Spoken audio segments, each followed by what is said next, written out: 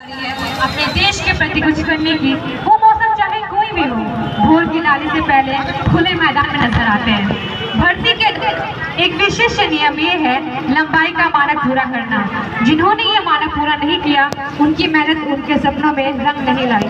कुछ साथी उनके पीछे रह गए मानक पूरा ना करने के कारण। एक फौजी अपने देश की आन बान और शान अपने को निछावर करके तैयार रहते हैं। हम इनके आदर सम्मान में चाहते हैं 15 अगस्त को सैनिक दिवस के रूप में, ताकि इनके बलिदान को हम हमेशा याद रख सकें।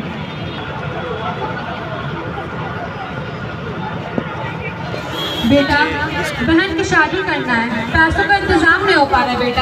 बेटा तू पूरी कोशिश कर, कुछ बन जा। घर की सारी जिम्मेदारियां तेरे सर पे ही है।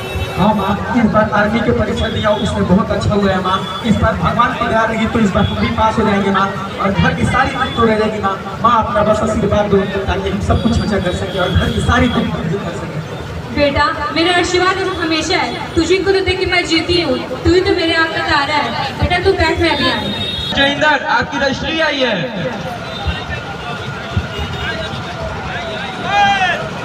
यस यस माँ, कहाँ पे हो माँ?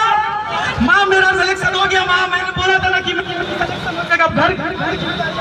माँ और अब सब कुछ अच्छा हो जाएगा। अरे वाह बेटा, मैं बहुत खुश तेरे लिए। मुझे पता था कि तेरा जरूर सिलेक्शन होगा। हाँ माँ, अब अपना आशीर्वाद दो। अरे बेटा, मेरा आशीर्वाद हमेशा, मैं बहुत खुश हूँ, बहुत ज्यादा। अरे सच में बेटा कर दिया। क्या हुआ माँ? ये देखो तेरा भाई आर्मी में भर्ती हो गया। अरे वाह, ये तो बहुत खुशी की बात है। मैं तो बहुत खुश हूँ। इस बार रक्षाबंधन में मुझे लैपटॉप भी चाहिए। हाँ मैं लैपटॉप ला कर दूंगा, जो चाहिए वो ला कर दूंगा बहन। मैं आज बहुत खुश हूँ। मैं जरा मोहल्ले वाले को बता दूँ, आप भगवान का शुक्र पैदा करके आते हैं। हाँ माँ। अरे मोहल्ले वाले सुनते हो, मेरा बेटा फौज में भर्ती हो गया है, सुनते हो?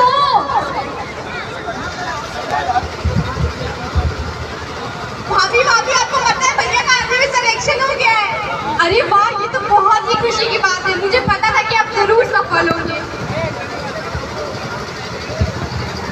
आप लोग घर का ख्याल रखना, आप जिस माँ का ख्याल रखेंगे और घर पे सब कुछ अच्छे से करना, और हम भी सब कुछ अच्छे से करेंगे और जल्दी घर वापस लौट के आएंगे।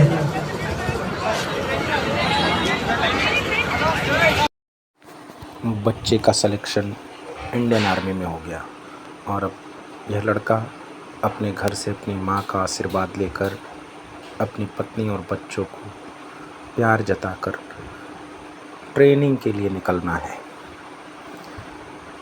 घर वाले विदा करते हैं नम आँखों से, क्योंकि एक सैनिक की ज़िंदगी क्या होती है सबको पता है। इसलिए अब घर वाले एक पत्नी, एक बेटा, एक बेटी और माँ कैसे विदा करते हैं। आर्मी ज्वाइन करने के लिए, ट्रेनिंग के लिए जा रहा है अब यह सैनिक, और इधर ट्रेनिंग शुरू हो जाती है।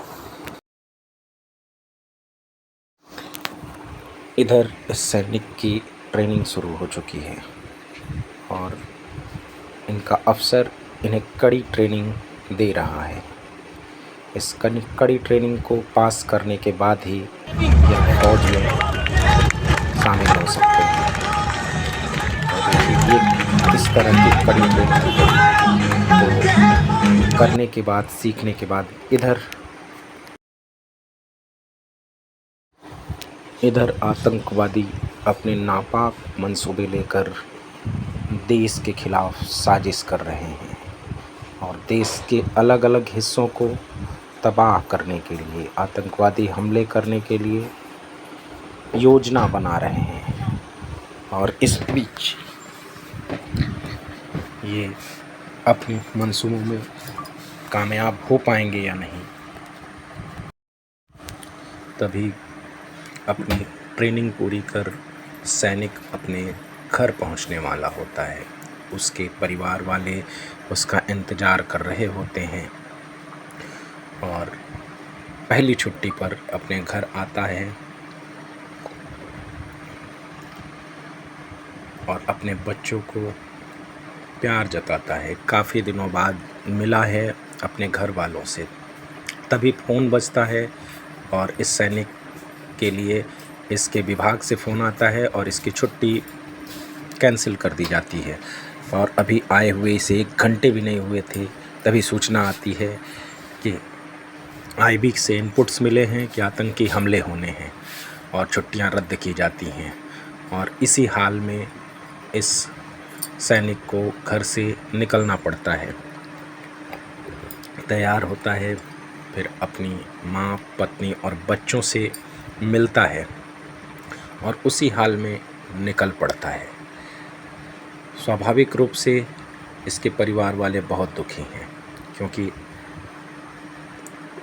सैनिक ने अभी 1 दिन भी अपने घर पे नहीं गुजारा है। और तभी आ जाती है सूचना और इसे फिर से लौटना पड़ता है। इसके बच्चे और बच्चियां इसको पकड़कर रोने लगते हैं और धीरे धीरे नम आँखों से वह अपने कर्तव्य पथ की ओर चल पड़ता है और पुनः निकल पड़ता है। लेकिन परिवार वालों का स्नेह उसे बार बार खींच लाता है, लेकिन फिर भी उसे याद है अपना कर्तव्य और वह सैनिक निकल पड़ता है। इधर आतंकी अपने मंसूबों को अंजाम देने के लिए योजना बना रहे हैं और अपने सरगना के आदेश का पालन करने के लिए आतुर हैं। और ये सभी आतंकी देश के अलग अलग हिस्सों में आतंक फैलाने के लिए निकल पड़ते हैं और यहाँ से तबाही मचाने ये निकल पड़े।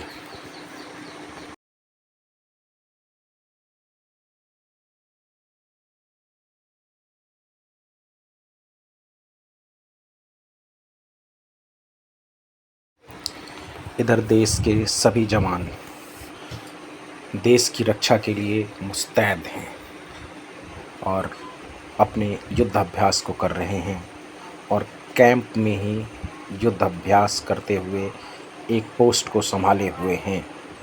तभी रात का समय होता है। अब अन्य सैनिक कैंप में आराम कर रहे होते हैं और 2 सैनिकों की गार्ड ड्यूटी लगाई जाती है जो चौकसी बरतते हैं और सुरक्षा में तैनात हैं दोनों जांबाज। तभी सोती हुई आर्मी पर अचानक से इन आतंकियों ने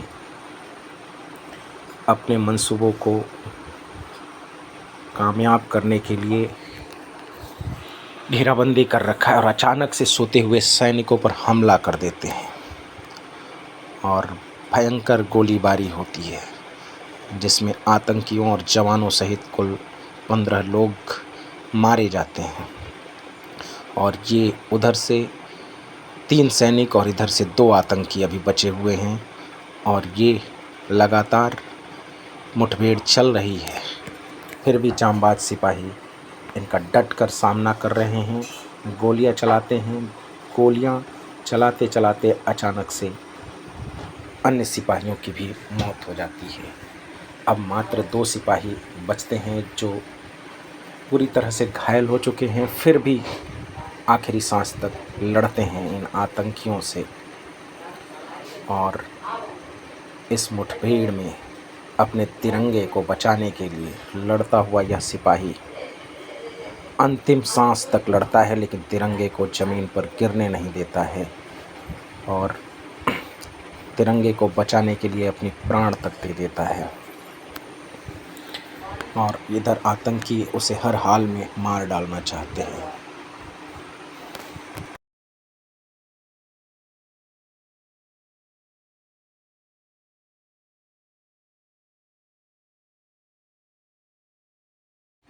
तभी इस जांबाज सिपाही ने अपने तिरंगे की शान को बचा लिया और तिरंगे को सलाम करता है। तभी उनमें से एक आतंकी उठता है और घायल अवस्था में ही पुनः इस सिपाही पर फायरिंग शुरू कर देता है, जिसमें ये शहीद हो जाता है। और दूसरा सिपाही आकर फिर इस तिरंगे को, किसान को बचाना चाहता है, क्योंकि यह आतंकी उस तिरंगे को मिट्टी में मिलाना चाहता है। लेकिन एक जांबाज सिपाही उसमें से उठता है और वो इस आतंकी को मार गिराता है और झंडे को लहराते हुए झंडे की शान को, देश की शान को बचा लेता है।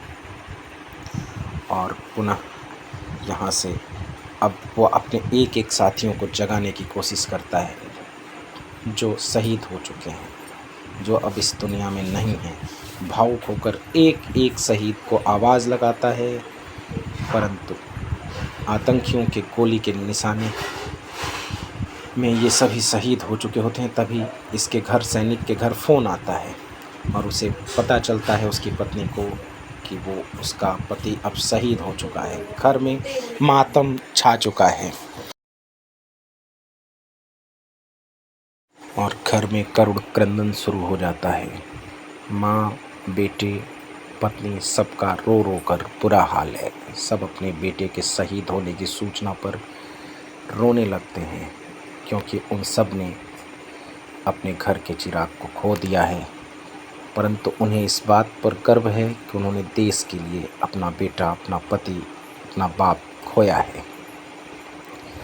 और तभी सैनिक उस शहीद की ताबूत लिए, तिरंगे में लिपटा हुआ, उसे लेकर उसके घर पहुंचते हैं।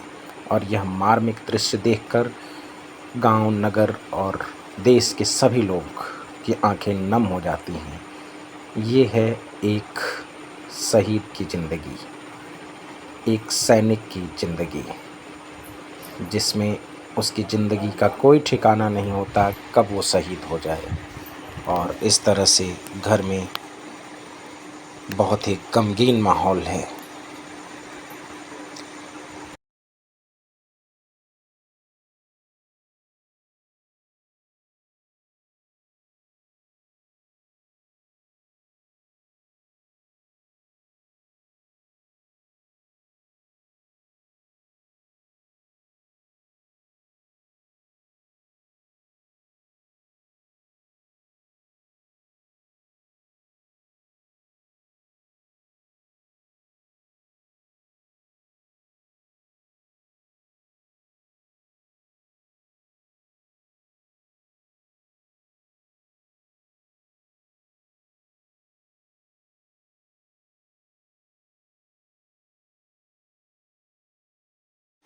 इस शहीद को कांधा देने के लिए बड़े बुजुर्ग, बच्चे, सभी लोग आगे आते हैं और ले आकर ये रख दिया जाता है ताबूत, जिस पर फूट फूट कर परिवार वाले, गांव वाले रोते हैं।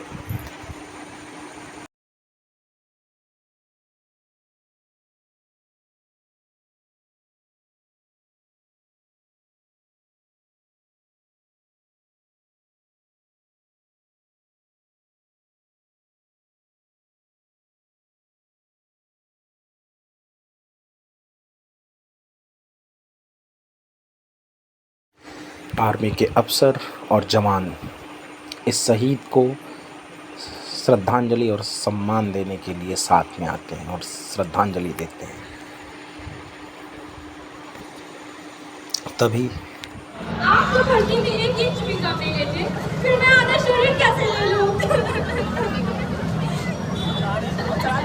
मुझे गर्व है कि सिर्फ मेरा बेटा नहीं, पूरे हिंदुस्तान का बेटा है और आज वो शहीद हो गया है।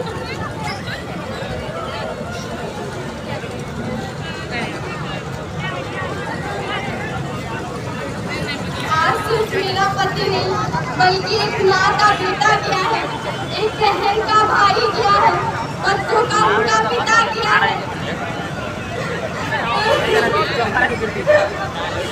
मुझे गर्व है अपने पति पर, जो काम मेरे पति से अधूरा रह गया वो मेरा बेटा पूरा करेगा।